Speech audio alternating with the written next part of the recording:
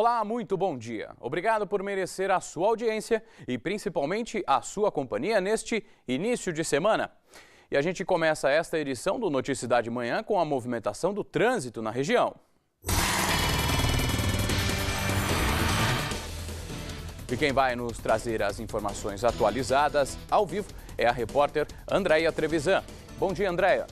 Bom dia, Fernando. Bom dia a todos que assistem ao Noticidade de Manhã. Olha só, o trânsito está normal para uma segunda-feira, ou seja, bastante carros, caminhões, ônibus. Nós estamos na João Leme dos Santos, tá? Entre Salto de Pirapora e Sorocaba. E a gente percebe que o movimento é maior dos veículos sentido Sorocaba. Muita gente deixa Salto de Pirapora para trabalhar em Sorocaba, o que deixa o trânsito um pouquinho carregado, mas o motorista não encontra problemas. Daqui eu consigo ver também a Raposo Tavares, aqui em Sorocaba, o movimento é tranquilo nos dois sentidos, tá? E falando em Raposo Tavares, o motorista que segue pela capital por esta rodovia deve redobrar a atenção ainda no quilômetro 122. As obras na pista expressa no quilômetro 122 continuam, como nós já havíamos falado na semana passada. Portanto, atenção redobrada.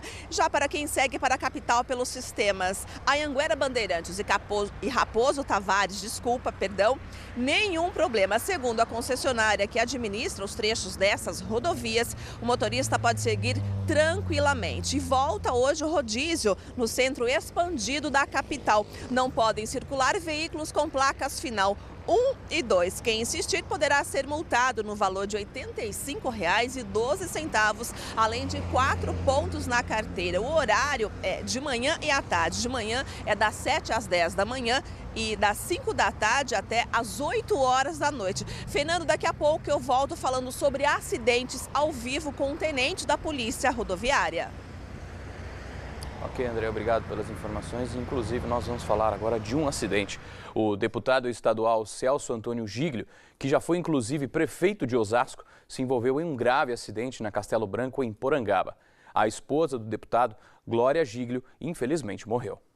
O acidente foi no quilômetro 163 da rodovia Castelo Branco, em Porangaba. Segundo a Polícia Rodoviária, o deputado estadual Celso Antônio Giglio e a esposa Glória Giglio voltavam para Osasco, na Grande São Paulo. A família passou o feriado em uma chácara em Avaré. Chovia muito na hora do acidente. O deputado perdeu o controle da direção e bateu no barranco. Depois disso, o veículo seguiu desgovernado e atingiu a base do callbox, telefone de emergência, e capotou. Ele e a esposa foram levados para o pronto-socorro. Glória Giglio não resistiu e morreu no hospital. E o motorista que voltou para casa depois do feriado enfrentou trânsito lento e bastante movimentado nas rodovias da região. O motorista que pegou a estrada de volta para casa no fim da tarde deste domingo precisou ter muita paciência e não foi apenas no trânsito. Tem que ter muita paciência para ir ao banheiro também. A fila está gigantesca, acho que já faz uns 10 minutos que estamos aqui e não consigo entrar no banheiro. Para recuperar o fôlego e seguir em frente, uma paradinha na lanchonete vai bem. O bebê começa a chorar também, ficar incomodado, aí a gente tem que parar mesmo. Na Castelo Branco, na região de Porangaba, o tráfego era intenso. Para tentar fugir da lentidão, alguns motoristas se arriscaram no acostamento. Muita atenção dos motoristas, né, para evitar acidente. Já vimos um acidente gravíssimo ali atrás e eu peço a todos os motoristas que prestem bastante atenção, né. Na região de Itapetininga, um balanço parcial apontou que mais de 219 mil veículos trafegaram pelas rodovias administradas pela SP Vias entre quinta-feira e sábado. Neste período foram registrados 8 acidentes, com 8 vítimas leves e 2 graves. Já nas rodovias administradas pela concessionária Colinas, que abrange os municípios de Sorocaba, Itu e Tatuí, foram registrados 13 acidentes até o meio-dia de ontem. Mais de 300 mil veículos passaram pelas estradas em ambos os sentidos. Já na região de Sorocaba, o balanço parcial divulgado pela ViaOeste apontou que mais de 400 mil veículos trafegaram pelas rodovias desde a quarta-feira até a tarde de ontem, por conta do feriado. Foram registrados neste período 3 acidentes na rodovia Raposo Tavares. Em Araçoiaba da Serra foram registrados 2 acidentes neste feriado prolongado. O primeiro foi na noite de sexta-feira. Uma pessoa morreu e 2 pessoas ficaram feridas em um acidente envolvendo 2 caminhões. Segundo a polícia, um dos veículos ultrapassou em local não permitido e acabou batendo de frente com o outro caminhão. Em Araçoiaba da Serra, ainda no sábado, no período da manhã, 4 pessoas ficaram feridas após um acidente entre 2 carros. Segundo a polícia, elas tiveram ferimentos leves e foram socorridas para o Hospital Regional em Sorocaba. Bastante acidente. E a gente volta a falar com a repórter Andréia Trevisan, que agora fala conosco, inclusive sobre as principais causas dos acidentes cometidos nas estradas da região neste feriado. Andréia. Olha só, Fernando, só vou atualizar. Segundo a concessionária que administra o trecho da Castelo Branco e também da Santos Dumont, aqui em Sorocaba, Tatuí, aumentou de 13, que a Fernanda falou na reportagem, para 15 o número de feridos. É um número alto. E eu converso agora com o tenente da Polícia Rodoviária, João Sadala, que explica um pouquinho as causas do acidente. Bom dia. Mudam as causas do acidente durante um feriado, um fim de semana? Bom dia aos telespectadores. Nós temos que a dinâmica dos acidentes na época de feriado, elas alteram significativamente. Nós temos aí um incremento na quantidade de veículos que temos na rodovia, tá? E esse incremento se deve aí aos condutores, né, que não estão acostumados a utilizarem a rodovia, utilizam o seu veículo mais na área urbana, tá? E não tem a atenção necessária para transitarem na rodovia. São pessoas que só dirigem a trabalho dentro da cidade, é isso que o senhor quer dizer? Isso, são pessoas que estão acostumadas, né, com o trânsito urbano, tá? E o trânsito rodoviário, a gente tem várias peculiaridades, né? Inclusive aí a alta velocidade. Então são pessoas que não têm essa atenção e acabam gerando aí os acidentes que você acabou de falar. Falta de experiência e também de responsabilidade por parte de alguns? Por parte de alguns, a gente tem observado aí que transgridem, né, as leis de trânsito, excedendo a velocidade, não utilizando aí o cinto de segurança, e todas as infrações de trânsito, elas refletem aí nessa quantidade de acidentes que você acabou de falar. No feriado, fim de semana, a pessoa vai viajar, vai passear, ela está mais tranquila. Isso ajuda ou não? Ela fica com menos atenção? O que acontece? O usuário, quando ele vai nessa época de feriado, geralmente ele está com os familiares. Então ele acaba tendo uma certa desatenção, né, no transitar das rodovias, acaba falando ao celular, acaba conversando com os familiares que estão no veículo, acaba tendo essa desatenção e acaba refletindo em acidentes. Então tem que redobrar a atenção nessa época de feriado. E por levar familiares, o carro fica com mais pessoas, se tiver um acidente é ainda mais grave? Com certeza, ainda mais grave, e o policiamento rodoviário, nessa época do ano, né, nessa época de feriado, ele redobra a nossa fiscalização no que diz respeito aí à fiscalização de cinto de segurança, que é um item extremamente afeto à segurança dos passageiros e também para que as pessoas possam ter uma viagem mais tranquila. Ok, tenente, obrigada pelas informações. Fernando? Obrigado, André, pelas informações. É hora de conferir o destaque do Jornal de Jundiaí desta segunda-feira, dia 3 de junho. A DIG, Delegacia de Investigações Gerais de Jundiaí, indicia mulher suspeita de liderar gangue do leite. A suposta líder que furtava leite especial em pó de supermercados foi detida pela Guarda Municipal na cidade. O grupo também é suspeito de praticar os mesmos furtos em outros estados e no Distrito Federal. Quando foi detida, a acusada tentou se passar por uma outra pessoa e apresentou documentos falsos. Depois dos destaques da nossa região, é hora de saber o que é notícia no Brasil, direto do estúdio do SBT Manhã, na capital, com Patrícia Rocha. 5 funcionários da companhia aérea TAM foram assaltados quando deixavam o aeroporto de Congonhas, na zona sul da cidade. 2 deles, um homem e uma mulher, reagiram e foram agredidos por um dos 3 ladrões que estava armado. Eles foram socorridos e passam bem. Os assaltantes fugiram com os celulares das vítimas em um carro preto não identificado. As câmeras de segurança estavam viradas e, por isso, não registraram o momento do assalto. E em Santa Catarina, um garoto de 2 anos morreu num incêndio numa casa de madeira na praia de Calheiros, em Governador Celso Ramos. A mãe do menino conseguiu salvar o irmão gêmeo e outros filhos, mas quando ela voltava para buscá-lo, já tinha muita fumaça. O incêndio durou cerca de 1 hora, o suficiente para destruir o imóvel. Ainda não se sabe o que provocou o fogo.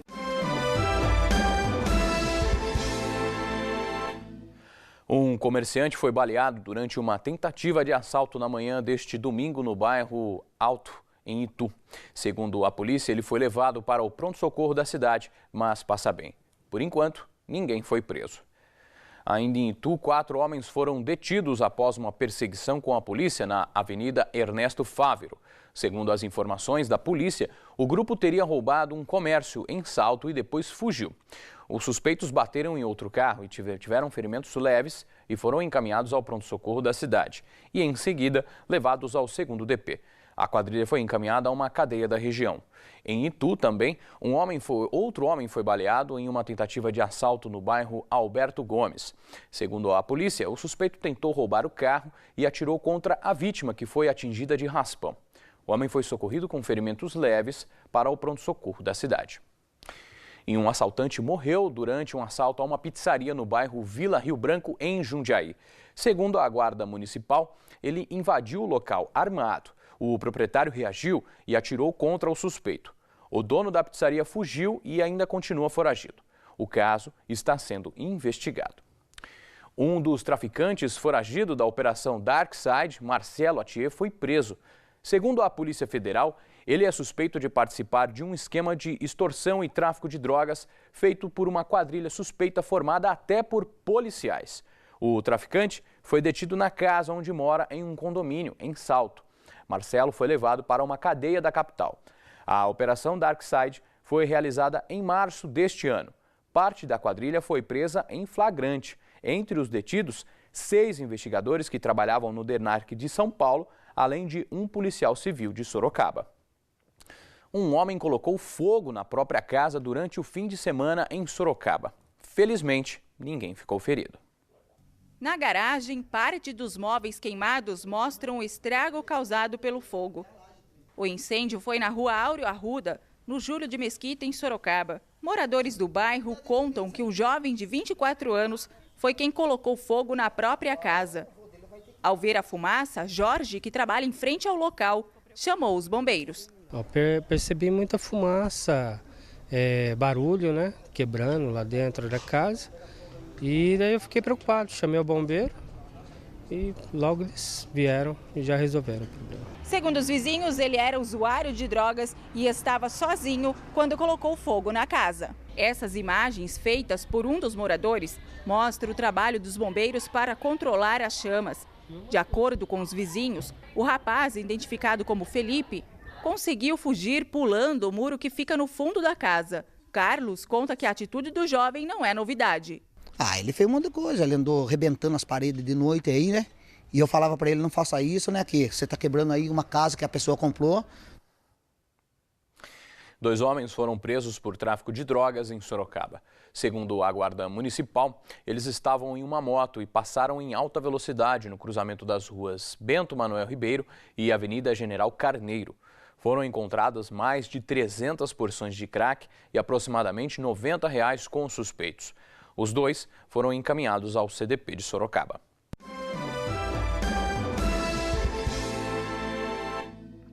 Uma escola foi arrombada e furtada no bairro Vila Campati, em Laranjal Paulista. Segundo a polícia, moradores que passavam pela rua viram que a escola estadual Luiz Campati tinha objetos espalhados pelo chão. Na ação, foram levados notebooks e computadores. O diretor da escola foi notificado e fez o boletim de ocorrência na delegacia da cidade. Até agora, ninguém foi preso. Segunda-feira é dia de conferir as vagas de emprego disponíveis nas cidades da nossa região.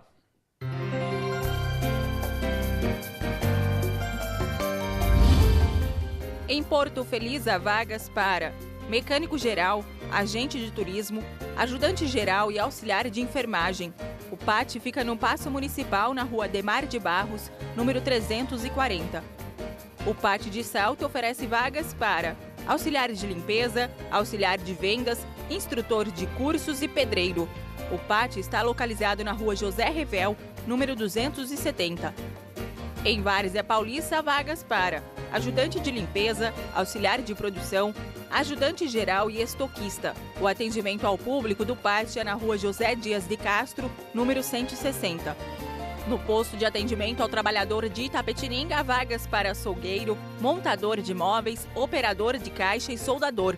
O PAT fica na rua Coronel Afonso, número 790, próximo ao Mercado Municipal. e atende das 8 da manhã às 4 horas da tarde.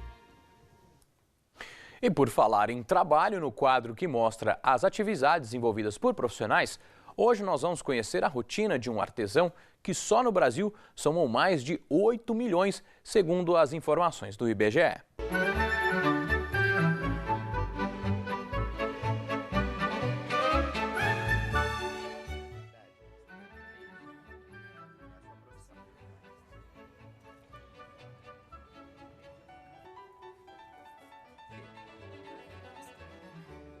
Eu gostava de costurar e gostava de bordar. Peguei e comecei a costurar para as amigas, aí eu fui desenvolvendo a criatividade e fui fazendo, aí eu vim para cá. Um livro para poder estender e dobrar, né? Se eu precisar tirar. O celular foi sua ideia? Como você tem que ir para o quintal longe da casa, se você precisar levar o seu telefone, você coloca o seu telefone no bolso e leva para poder atender caso toque. Aí fui desenvolvendo a criatividade. O artesanato chama atenção pelos detalhes, os ajustes pequenos. Mas os números dessa atividade no país não são pequenos, não. De acordo com o IBGE, são 8 milhões e meio de pessoas que fazem do artesanato uma fonte de renda no país e movimentam mais de 50 milhões de reais por ano. Ajuda bem, né? Para comprar roupa, alguma coisa assim para casa também, na medida que eu posso, eu vou comprando e também no sustento. A maioria é o artesanato. Sustento, né? Aposentados que trabalham com artesanato. Além da exposição, ela está mostrando para um público maior de venda do que ela está trabalhando somente dentro de casa. Mesmo que sejam produtos diferenciados, você sempre tem uma dica e experiência com os clientes também, porque eles também trazem novidades para a gente.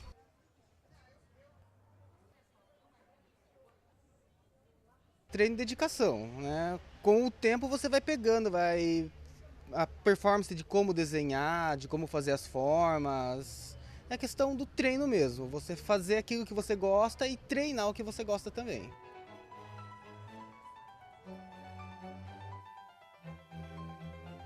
O carinho que eles fazem as peças.